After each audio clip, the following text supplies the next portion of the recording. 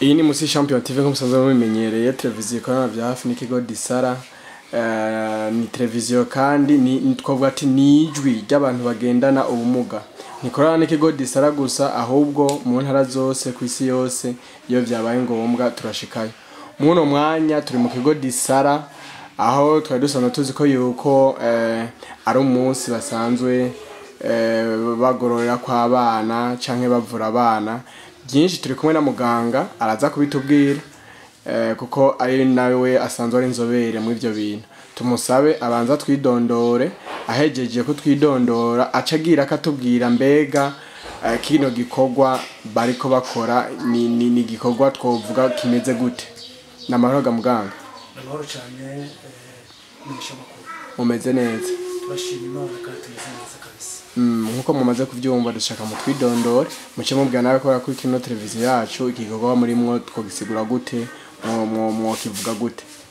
Cyane cyo jewe nitwa Ntirenganya Pitas, nk'abasanzwe ndi umuganga, sanzwe nkurikirana aba bana bo mu kigo ca Disara, hanyuma n'abana bafise bagendana ubumuga.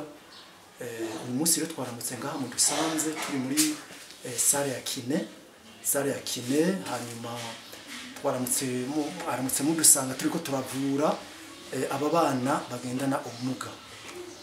Aba bana nkuko mubabona, nampeje kubabwira yuko ngaha ari muri sale ya kine niho dusanzwe kuvurira abana bagendana ubumuga, basanzwe barererwa ngaha muri kino kigo.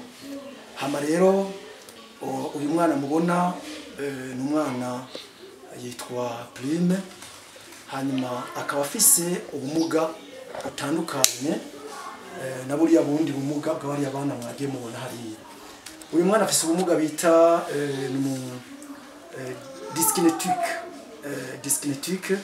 Ni ubumuga usanga kenshi bufata amaguru, bugafata umutumba, bugafata kandi n'amaboko, hama bugafata kandi nico bita l'axe du corps, umutumba.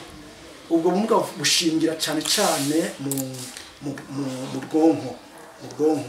Rero twariko turamuvura, mwabonye ko twakoze ku maguru, tuvura amaguru kuko arafise imitsi idadaraye cyane. Kandi ubumuga kenshi na kenshi bugira icyo bita torsion no kuvuga umutumba n'amaguru n'umutwe ntibiraba hamwe. Ego twariko turavura, twavuye amaboko, tuvura n'amaguru, hama tuvura kandi n'umutumba. Twabasanze muri sare aho musanzwe muri twavugana igikorwa mwaye murimo mushika nk'abantu batatu. Mbega ko tumenyere wewe dusanzwe tuzi nka wewe nk'umuganga wanabyigiye wanabisohokeye iki gikorwa, abandi nabo nabandi bashasha mwaronse basanzwe nabo nyene bamenyere iki gikorwa canke arabaganga bimeze gute?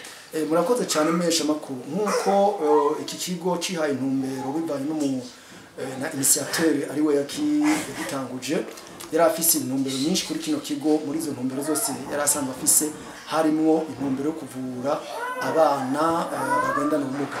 Uyu mwaka rero ni umwaka tugiye gutangira kabiri.